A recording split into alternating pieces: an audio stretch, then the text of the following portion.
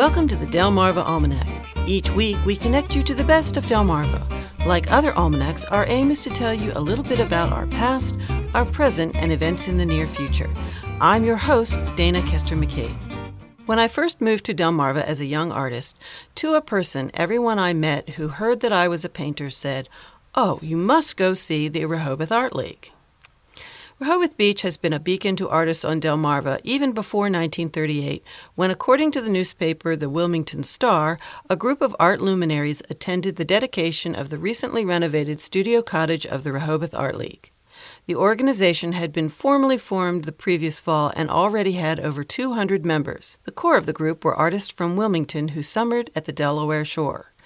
For years, the famous illustrator Howard Pyle of the Brandywine School had had a cottage there, where his students, including N.C. Wyeth, had visited.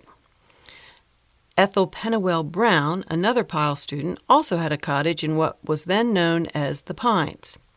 Ethel was a Wilmington native who became a successful illustrator mainly for women's magazines. She married relatively late in life at the age of 44 to William Leach, who was also an artist. They lived in Frederica and spent summers at Ethel's place near the beach. Ethel was apparently good at organizing things. In 1928, she got together with other artists living or working nearby and began holding exhibitions at what was then known as the Village Improvement Association on the boardwalk in Rehoboth Beach. She believed that her summer home was the perfect spot to form an artist colony. Not only was it a beautiful place to work, but it attracted its own market of tourists wanting souvenirs to remember their stay at the beach. Artists Eugenia Eckford Rhodes, Betty Harrington McDonald, Jack Lewis, and Howard Schroeder all agreed. Another pivotal member of the group was Louise Corcoran, wife of Colonel Wilbur Corcoran. She, too, was an accomplished artist and organizer, having helped start the Delaware Art Museum in Wilmington. She also held art classes for the vacationing wives of teachers from a Middletown prep school.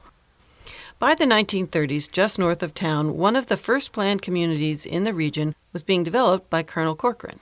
He was an architect who had an interest in colonial history and heritage preservation. His wife Louise and her artist friends convinced the colonel that what the community really needed was a place to hold art exhibits, classes, and other creative events. Colonel Corcoran had purchased 200 acres of land. There had been a working plantation there as early as 1675. Somewhere in the middle of the property was the historic Peter Marsh homestead, a cypress-shingled house which was built in 1743.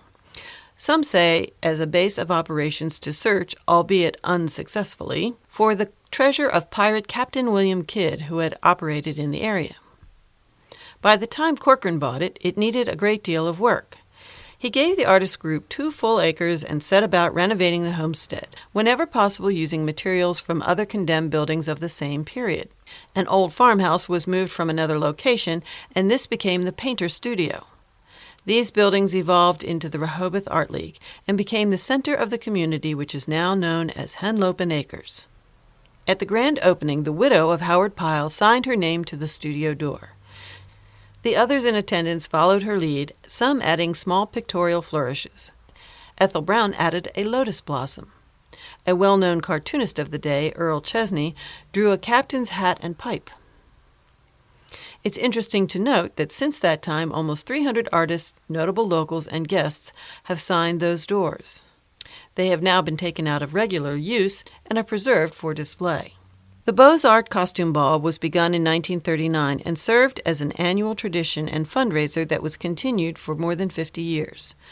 Throughout the next decades, the Rehoboth Art League became the social hub of the area. During the war years, Navy seamen serving nearby liked to attend their classes, dances, and parties. There were birding trips and flower shows. Their surrounding development attracted other creative types and intellectuals who bought property there because of the reputation of the artist colony and the Corcoran's marketing of it for that purpose. Since then, there have been additions, renovations, and many classes and art exhibits. The Rehoboth Art League maintains a large membership of artists nearby and from around the world. The League now has a satellite exhibition space in downtown Rehoboth Beach on Route 9. They also recently created a climate-controlled storage facility to preserve their growing collection of visual art. They have work by Howard Pyle, League organizers Louise Corcoran and Ethel Pennywell Brown, and many others. If you want to learn more about the Art League's legacy, Dr. Jan Haynes Gilmore has written 2 books, Doors of Fame and Ethel Pennywell Brown Leach, Delaware Artist of Time, Place, and Season. You can also read Louise Corcoran's History of the Organization, Sand in Your Brush. But the best way to learn more is actually to visit the Rehoboth Art League for yourself. While you're there, you'll be inspired by the art they continue to make and exhibit there. Mark your calendar for the first 2 weekends in August, which will be their 42nd Annual Members Outdoor Fine Art and Craft Show. You can find out more at their website, RehobothArtLeague.org. Visit our website for links to them and the books mentioned in this story. Well, that's all for this edition of the Delmarva Almanac. We'd like to thank our community partners, the Friends of Delmarva Public Radio, the Community Foundation of the Eastern Shore, and underwriters EatDrinkBuyArt.com for their help in bringing this program to you, our audience. Our theme music was provided by Brightside Studio. This show has been a Moonshell production. Thanks for listening. Until we meet again, may the rhythms and tides of Delmarva bring you good fortune.